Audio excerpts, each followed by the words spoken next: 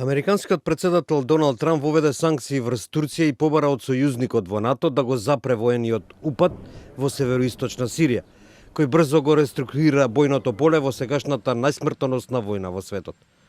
Председателот Доналд Трамп ги покачи царините за челикот од Турција и воведе санкции поради нејзиниот упад во Сирија. Американскиот секретар за финансии Стивен Нучин изјави: We have sanctioned 3 of the ministers, the Minister of Defense, the Minister of Interior, and the Minister of Energy. Покрај царините за чели, кои се зголемени на 50%, Трамп најави дека Соединетите држави исто така ќе ги прекинат преговорите со Турција за трговскиот договор во вредност од $100 милиарди. Според оценките, Трамп на ваков начин се обидува да ја ограничи штетата од неговата многу критикувана одлука за повлекување на американските трупи од североисточна Турција. Таа, како што оценуваат и некои републиканци, и даде зелено светло на Анкара да тргне против курдите, кои пак им беа сојузници на Соединетите држави во борбата против екстремистичката исламска држава. Белата куќа ги одвраќа ваквите критики.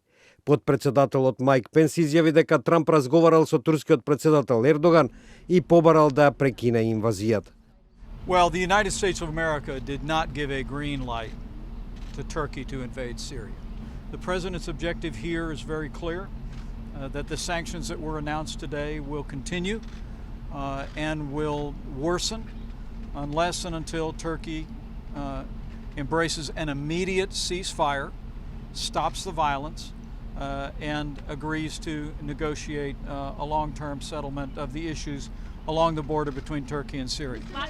Во меѓувреме, турскиот председател Ердоган, споредувајќи ја сегашната инвазија во Сирија со акцијата на турската армија во Северен Кипар во 1974 година, изјави: Tehditlere ve baskılara aldırmadan harekatımızı sonuna kadar götürmekte kararlıyız.